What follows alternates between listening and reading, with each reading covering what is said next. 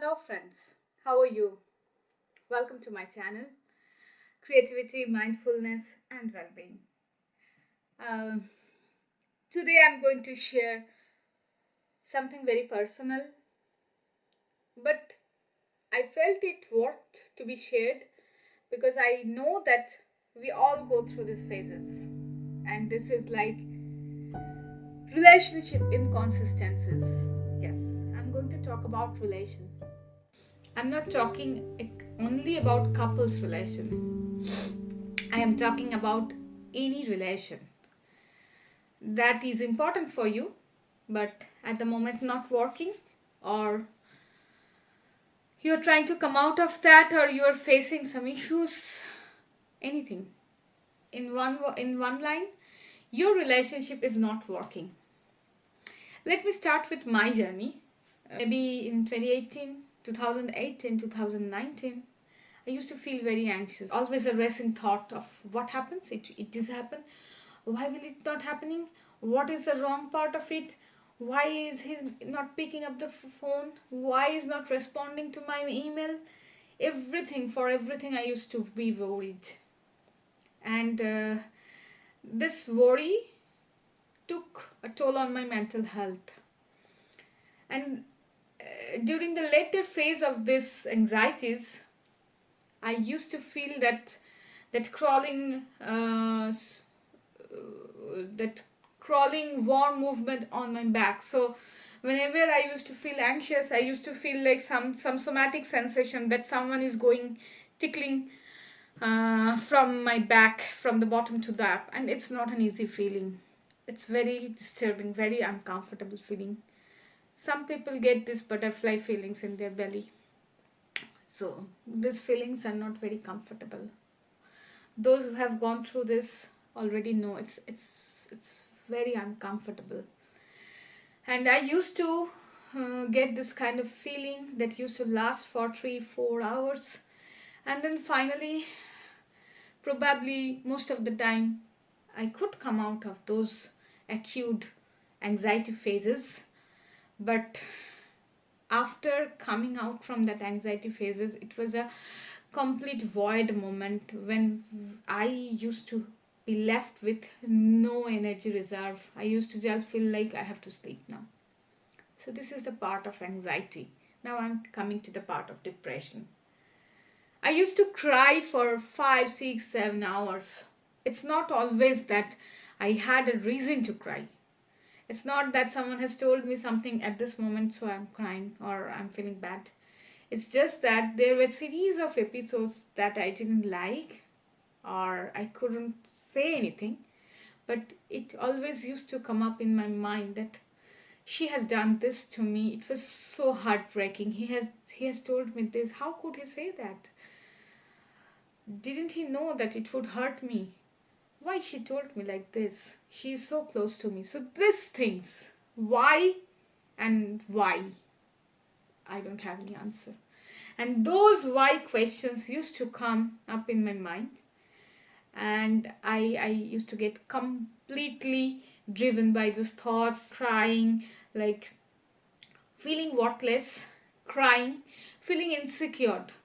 When I used to cry on my bed hours and hours, I used to feel like I have nothing in the world. I'm just left uncared, neglected. Series of thoughts. Those are very detrimental. I remember, so this continued till 3-4 years, and then when I finally moved to Sweden, one day I remember I took a shower for 3.5 hours. You can imagine, it's a cold country, although we have heater inside, but I took a shower for 3.5 hours, and the entire period I just cried and cried. After that, when I came out and I saw that it is more than 3.5 hours, I was quite speechless. Yes. And then, of course, you can understand, if you cry that much, you have no energy left again. Like in anxiety, I have just been sucked. Who has sucked these energies? I don't know. Probably I myself sucked my energies. And after taking that shower, I fall asleep without any food, without eating anything.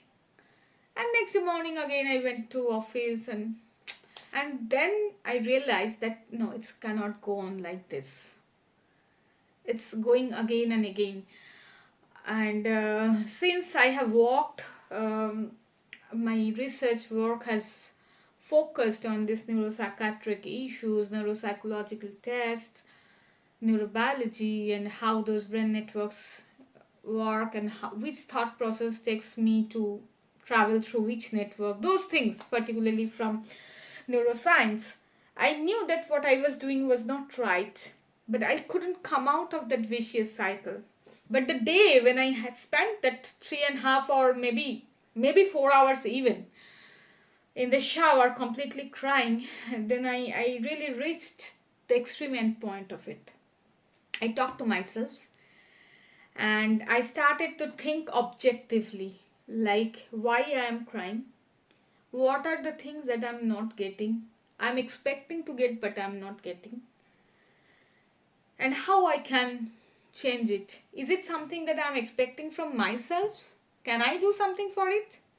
If I can do something for it, what are the areas that I need to look at? What I can do from myself? And then the expectations where I bear no responsibility, I cannot help in any way, it depends on others. I should not expect, or even if I expect, I cannot get myself drained by them not doing something according to my expectation, because it is their life. What they do, it's their choice. If I cannot bear that, I have to take myself carefully out of that.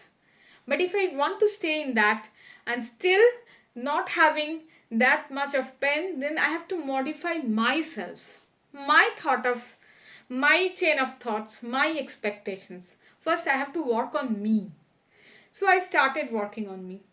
And the good thing is I have learned dance from very beginning. So I took the help of this dance. I started doing new choreographies, new techniques to express myself. Not the canonical Odissi recitals or something like that. But I used to take up songs that give a deeper meaning of life. Or I used to just, without any music, I used to practice dance. And through practicing those movements, thinking deeply, thinking objectively of how I can change myself, slowly, silently, I came out of that cycle of depression. Now I don't cry that much. Of course, I have challenges now also. Something is not working always. We cannot be 100% perfect. We cannot expect others to be 100% perfect. It's just a negotiation between what we can and what we cannot. So, dance has helped me a lot to come out of that phase. And I believe that dance has this potential to take all of you out of that vicious cycle. I will promote dance from next month, the new year, 2025. I am going to post those videos, those movements that I found by doing research on myself, and I really got benefited. I don't say that these are the only movements that you need to try, but it is just like a guidance. So I will guide you to practice mindfulness, to do meditation through dance.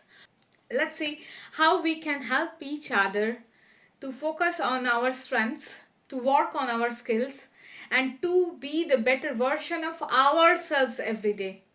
So once you are happy, you can make others happy.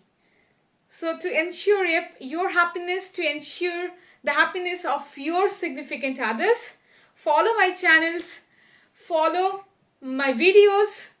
2025 is going to be a different year for you. You will love it. So till then, take care. Bye-bye. Merry Christmas.